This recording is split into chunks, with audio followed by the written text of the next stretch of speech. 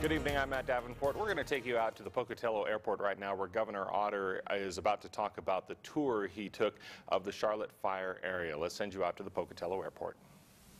Well, thank you very much for having us over here today. I have to tell you how impressed I am with the obvious teamwork that took place during this disaster. As you drive down those roads, and the side roads and everything, and you see beautiful homes on one side and then absolute devastation on the other side, you have to know that there were a lot of professionals with a lot of dedication that really took that disaster to hand, and it could have been an awful lot worse. I'm amazed at how much fuel is still up there, and how it didn't burn is beyond me. Just the whole concept is beyond me. But I have to tell you that the community came together. All of the assets of the community and surrounding communities across the state were deployed, and I guess I could say, Mayor, it could have been a lot worse. It could have been a lot worse. And we're fortunate.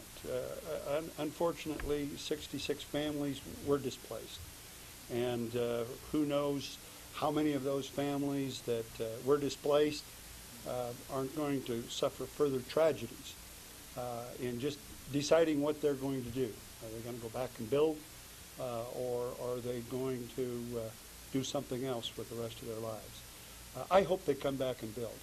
I hope that they recognize the value of a community that turned out like it did during that disaster, to help each and every one of them independently and collectively. They'll recognize that this is the kind of a community that is very difficult to find, and the kind of community spirit that is very difficult to build. So they got something very valuable here.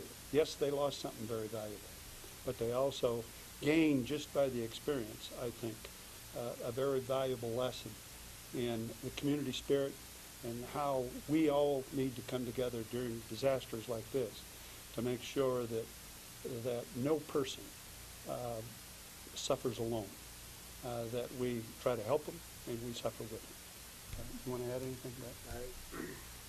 I sure can. It's like the governor just said, you know, the state came together. It wasn't just the community, it was the state, and it's amazing to watch as the state, all the departments, fire departments, police departments, sheriff's offices, jumped on board and just got the job done. And I would echo what the governor says. We hope that the value that people see from the devastation, but the value of the community, we hope that people will stay and take that to heart, because we have a great community here in the state and in the Bannock County and in southeast Idaho. So it's nice to be able to be a part of it, and it's nice to be able to see it all come together and work the way it should work. And so with that, Governor, thank you. Before you have something you'd like to say? You know, my heart just goes out to Pocatello and the county. The devastation that you've encountered in the last week or so that has just left, I'm sure, a lot weak in spirit and just a little bit demoralized. But I can tell you that hearing the resources and hearing how everybody came together and has worked together just leads the governor and I to once again firmly believe that Idaho's greatest resources and Idaho's greatest treasure are her people. And it's very evident that in Pocatello that is stronger here than anywhere, because people have stood up and lent a helping hand and stood up when they needed to. And so I just echo the rest of the sentiments when I say that I hope that everybody takes a deep breath and thinks long and hard about staying and starting over and learning from the mistakes as a community and as a community of people who, you know, could have been, you know, but for the grace of God, go I, could have been anybody else in the community as well. So with that, my hat's off to Pocatello and the great work that all of these folks have done in the state. It's a great example of a lot of good people working hard to help people. Thank you. These two gentlemen to my left deserve a lot of accolades. They organized their crews, put them to work, and everything you could say about these gentlemen, you can't say enough to them. We thank them from the bottom of our hearts. In fact, everybody that took part in this disaster needs to be commended really highly.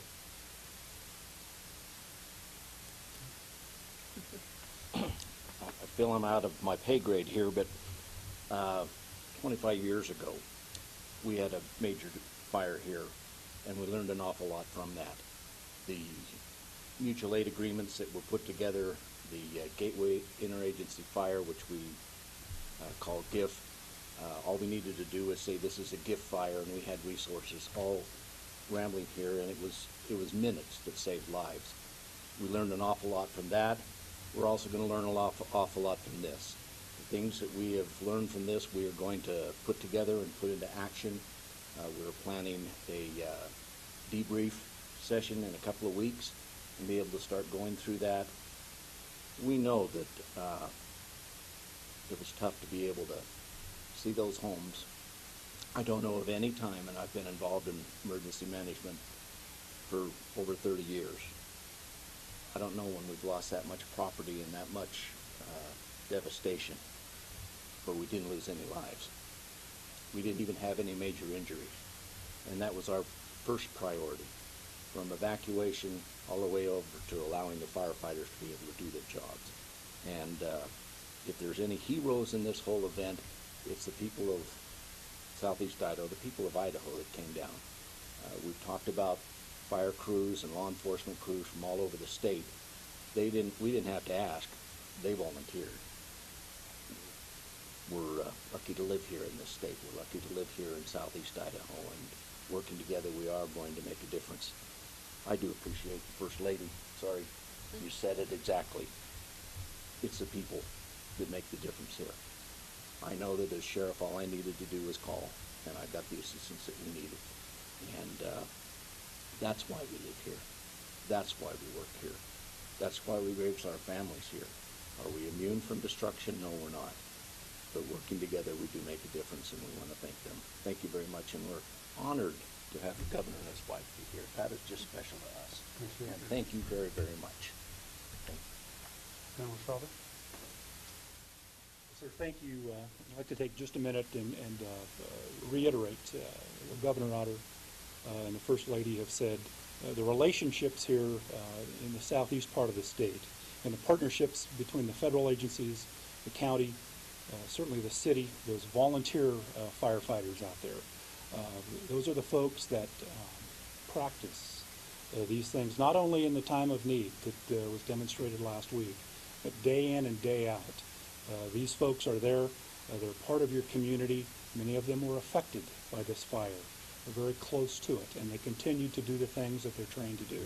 So as the state's emergency manager, I couldn't be prouder of the activities that took place here and the people that live here.